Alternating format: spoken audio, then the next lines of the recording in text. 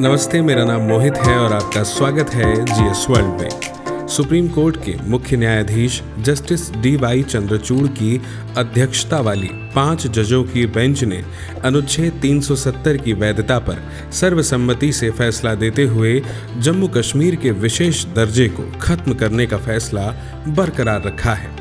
5 जजों में supreme court के मुख्य न्यायाधीश डी.वाई. चंद्रचूड़ के अतिरिक्त justice Sanjay Kishan Kaul, justice Sanjiv Khanna, justice B R. Gavai और जस्टिस सूर्यकांत शामिल थे। सुप्रीम कोर्ट के मुख्य न्यायाधीश डी.वाई. चंद्रचूड़ ने जस्टिस बी.आर. गवई और जस्टिस सूर्यकांत की ओर से फैसला पढ़ा, जबकि बेंच के 2 अन्य जजों जस्टिस संजय किशन कौल और जस्टिस संजीव खन्ना ने अपने फैसले अलग अलग लिखे।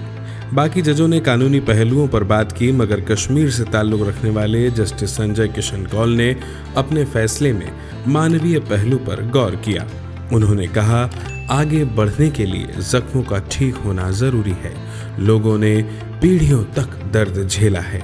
जस्टिस कौल जिस दर्द की बात कर रहे हैं वह उन्होंने खुद भी सहा है। उन्होंने आतंकवाद के चरम का दौर अपनी आंखों से देखा है। शायद इसलिए उन्होंने एक समिति की सिफारिश की जो घाटी में 1980 के बाद हुए मानव अधिकारों के हनन की जांच करे।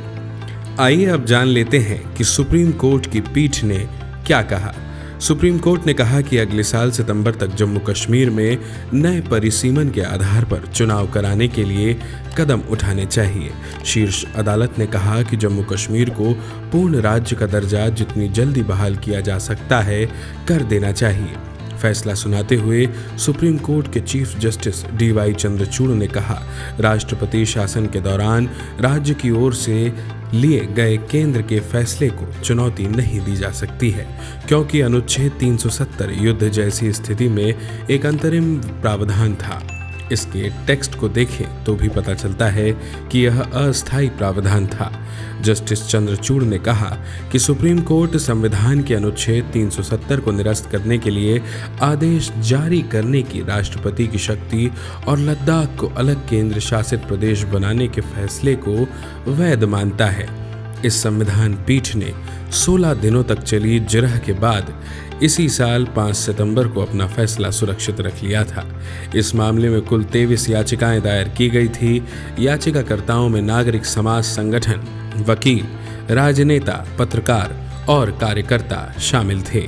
याचिकाकर्ताओं ने अदालत से अनुच्छेद 370 को निरस्त करने और राज्य को 2 केंद्र शासित प्रदेशों में बांटने को रद्द करने की मांग की थी। याचिकाकर्ताओं का तर्क था कि यह लोगों की इच्छा के खिलाफ जाने के लिए किया गया एक राजनीतिक कृत्य था। इस निर्णय के बाद देश के प्रधानमंत्री नरेंद्र मोदी ने प्रसन्नता जाहिर की है और इसे बेहतर कदम बताया। वहीं कश्मीर के कई क्षेत्रीय दलों के नेताओं ने इसे दुर्भाग्यपूर्ण निर्णय करार दिया है।